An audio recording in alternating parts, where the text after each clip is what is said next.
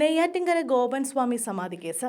മക്കളുടെ മൊഴികളിൽ വൈരുദ്ധ്യം, അടിമുടി ദുരൂഹത.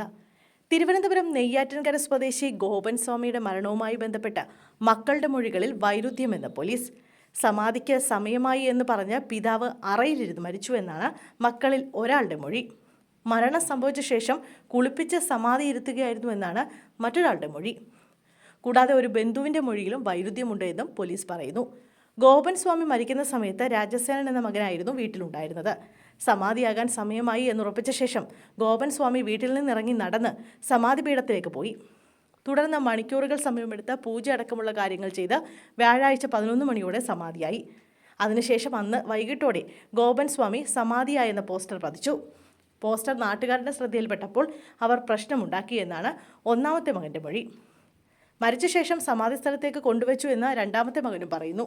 കഴിഞ്ഞ വ്യാഴാഴ്ച 10:30 ഗോപൻ സ്വാമിയെ കാണുമ്പോൾ അദ്ദേഹം ഗുരുതരാവസ്ഥയിൽ കിടക്കയിലായിരുന്നു.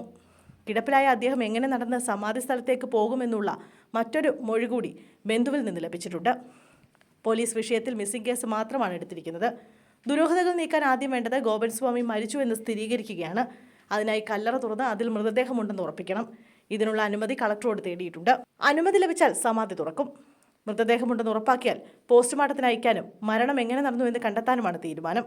മരിച്ച ശേഷം കൊണ്ടുവച്ചതാണോ, സമാധി പീഠത്തിൽ ഇരിക്കുന്ന സമയത്ത് ശ്വാസം മുട്ടി മരിച്ചതാണോ തുടങ്ങിയ കാര്യങ്ങളിൽ ഇനിയും വ്യക്തത വരാനുണ്ട്. RDOയുടെ സാന്നിധ്യത്തിൽ കല്ലറ തുറന്ന് പരിശോധിക്കണമെന്നും മൃതദേഹമുണ്ടെങ്കിൽ പോസ്റ്റ്മോർട്ടം നടത്തണമെന്നുമാണ് പോലീസിന്റെ ആവശ്യം. നെയ്യാറ്റിൻകര ആറാലുമൂടിൽ ക്ഷേത്രാചാര്യനായിരുന്ന ഗോപൻ സ്വാമി സമാധിയായെന്നും നാട്ടുകാരറിയാതെ അന്ത്യകർമ്മങ്ങൾ ചെയ്തുവെന്നുമാണ് കുടുംബം പോലീസിന് നൽകിയിരിക്കുന്ന മൊഴി. എന്നാൽ ഗോപൻ സ്വാമിയുടെ മരണം കൊലപാതകമാണെന്ന് നാട്ടുകാർ ആരോപണം ഉയർത്തിയതോടെയാണ് കല്ലറ തുറക്കാൻ പോലീസ് തീരുമാനിച്ചത്.